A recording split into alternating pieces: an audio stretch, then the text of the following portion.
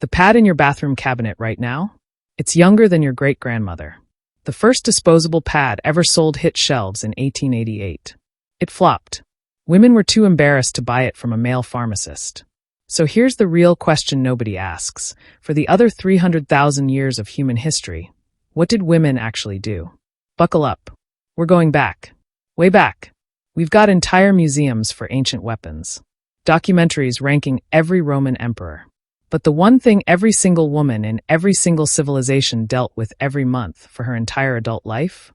Barely a footnote. That ends today. Egypt. Greece. Rome. China. The Aztecs. Same biology, wildly different rules. Let's find out what they actually used, and the truly unhinged things men believed about it. Ancient Egypt, as usual, was ahead of everyone. The Ebers Papyrus, a medical text from 1550 BCE, casually documents gynecological treatments like it's no big deal. Egyptian women likely used softened papyrus and rolled linen, the same linen used to wrap mummies, just, for the living. And culturally, menstruation was tied to Isis, linked to the Nile's own flooding cycle. Not shameful. Not dangerous. Just biology, folded into daily life. Egypt's the hero of this story. It doesn't last. Aristotle, yes, that Aristotle, taught that menstrual blood was failed semen. Women's bodies, he claimed, were just colder, weaker men who couldn't finish the job. This was mainstream science. For centuries. Meanwhile, actual Greek women were using wool, plugs, and pads, some of the earliest tampons on record. Rome's not better. Pliny the Elder wrote that a menstruating woman could kill crops, dull swords, and turn wine to vinegar just by walking past. Apparently women were a natural disaster with legs. Real Roman women? Sea sponges, wool, linen sourced straight from the Mediterranean. Here's where it gets genuinely uncomfortable.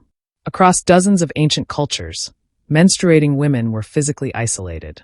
In Jewish law, ritual impurity. In Zoroastrian tradition, banned from touching fire, water, even the earth itself. In many indigenous nations, women moved into separate moon lodges. Some traditions framed this as danger. Others framed it as power, a woman at her spiritual peak. But either way, whatever materials she had, cloth, leaves, plant fiber, she managed alone, outside the rules of daily life. Traditional Chinese medicine treated menstruation as diagnostic data, color, timing, flow, all clues to overall health. Women used silk or cotton pads, held with woven belts. By the Tang dynasty, some undergarments had built-in fabric pouches. Basically, a reusable pad, invented over 1,000 years ago.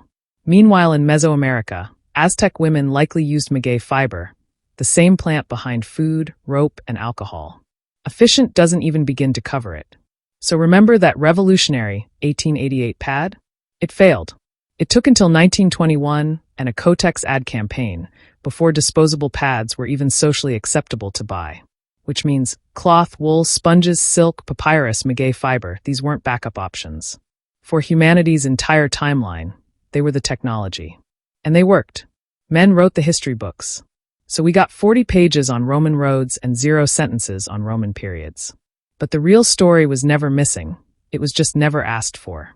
Cleopatra dealt with this. So did every woman in every empire you've ever studied. It's not taboo. It's just history nobody bothered to write down.